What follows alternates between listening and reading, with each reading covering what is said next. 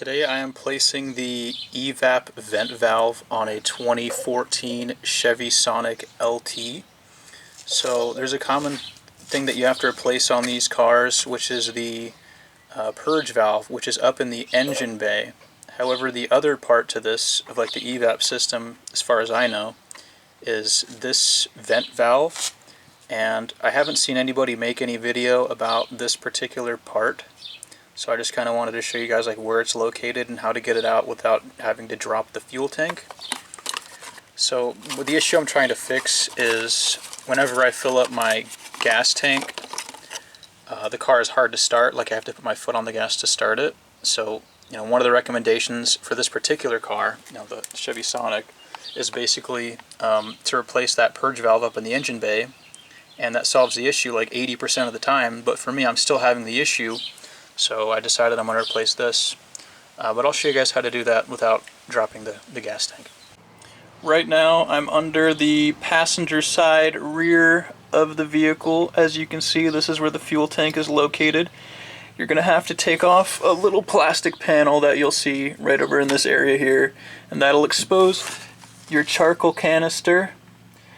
And what I did to make this a little easier, although I don't think it's necessary, is I would actually recommend not doing it because I accidentally broke a bolt, is taking off this bracket that holds up the fuel tank. I kind of messed up and the bolt was rusty, so the bolt broke. So now my fuel tank is held up by one strap, but I think it'll be okay. It's not ideal, but I think it'll be alright. And then I'll show you where the part is located. Let me move some things out of the way. Okay, so once you get up here into the gas tank area, charcoal canister, you zoom in. This camera has a really good zoom. See that hole there? That's where I took the the vent valve out of. So the way that you take it out, basically it runs like the sensor side is parallel with the body of the car. So it goes like left and right. Basically what you do is you rotate it counterclockwise, and then you're going to have to give it some pretty good force to actually get it out. I gave it a couple of little pries with a screwdriver, and that helped loosen it, and it's really hard to get out. But what I did was I used my left hand, and you have to get into the right spot. It's going to take a little bit of trial and error before you can get enough like force on it to actually pull it out, but I was able to get it pulled out. Now before you pull it out, actually, you're going to want to undo the clips, and I'll kind of demonstrate how you do that. So this is going to be the connector that you'll see. In order to undo the connector, you have to pull out this side of the clip, which is kind of tricky one-handed, but there you go. So you're going to want to pull out that side of the clip.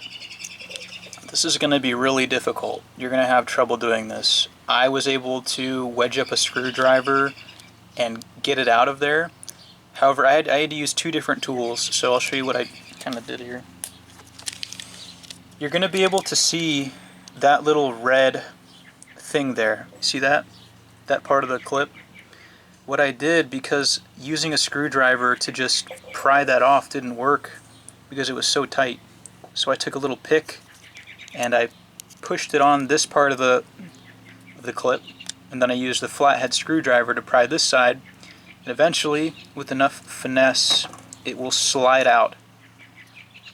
And then to actually just using the pick could probably push the whole clip out. If you're, yep, see, I just did it with my finger, so that's probably going to be your best bet. And then after you do that, sorry, you know how these clips work. You basically have to use pressure, push it in together, and then push this way or whatever, and then you'll feel it kind of give, and then you can just kind of pull it off. You're going to want to get this clip off before you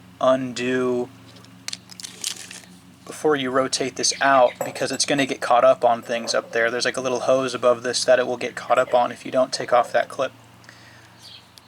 And then obviously putting it in is the opposite. So you'll just kind of finesse it in and slide it in, and then you rotate it clockwise, do the clip, and then everything should be good to go. But yeah, that is how you replace this part. It was a pain. I haven't seen anybody do this, but I hope these tips help you. And good luck with your replacement. Getting the new one in is probably 20 times easier than taking the old one out. But you basically just rotate it in the opposite way that you put it in, and then you'll slide the clip. I can't record this while I do it because I'm laying on the ground, but then you'll slide that connector back over it, pop the red clip in. Every step of the way it should feel like a nice click, like you know that you get this sensor in because you feel it click. Kind of like when you take it out, you'll also feel a couple of little clicks.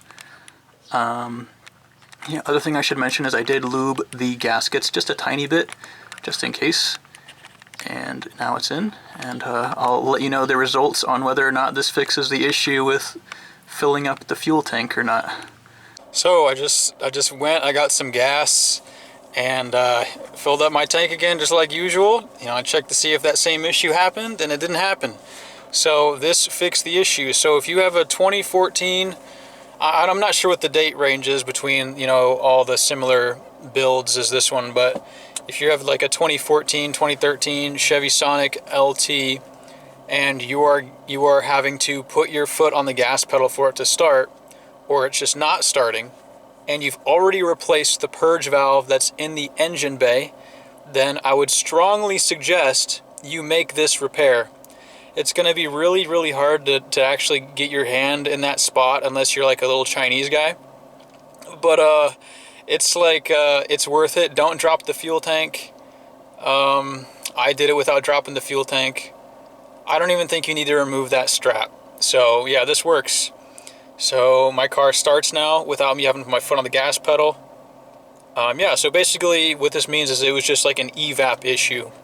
Something happens when you fill up your tank with a full tank of gas. There's a lot of fuel vapors, and if that valve isn't opening right, then you have the issue that I have. Usually it's solved by the purge valve in the engine bay. You can look it up, but for me I had to go and replace that one too.